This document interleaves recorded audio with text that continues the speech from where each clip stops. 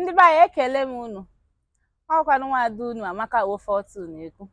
O wee bụ na afta m mechaa vidiyo nke ọzọ m mee, ka m notisi na ịbịa na comment section ọtụtụ ụmụ nwaanyị na-achatịkwanụ m na-edegasịkwa si m na onwe nke ọ ga-abụ ha kwetacha ụmụ nwoke na-ejiri ihe nnukwu ekwetesịa ha mgbe ha metezi kpata ego ahụ nwetezi ihe n'uju ahapụzie ha tọrọpụzie ha gbawa ọsọ na ọ bụrụ na ihe ziri ezi, mana anyị na-anya ịfụkwa na ọ bụrụ ihe ziri ezi.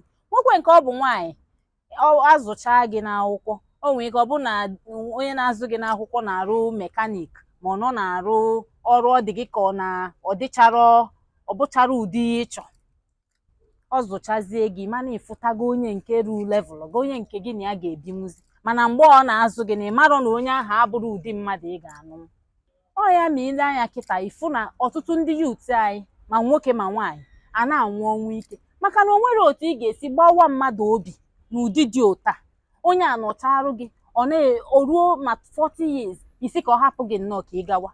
O nwere ike o jee kwuoru gị okwu ọfụ, o nwere ike o jee buoru gị agha na ekpere, ịfụ ihe ị na-amarọ emewe gị.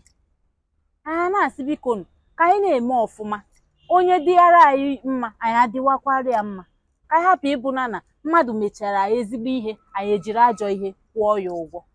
Biko estenti a ga-eru n'ụdị ihe anụnwa ada abụchakwa ihe anyị che mgbe anyị na-eme ya. Biko ka anyị na-enwekwa n'obi mmadụ na-eso ndị be anyị. Ndewonu, na-ekene m unu.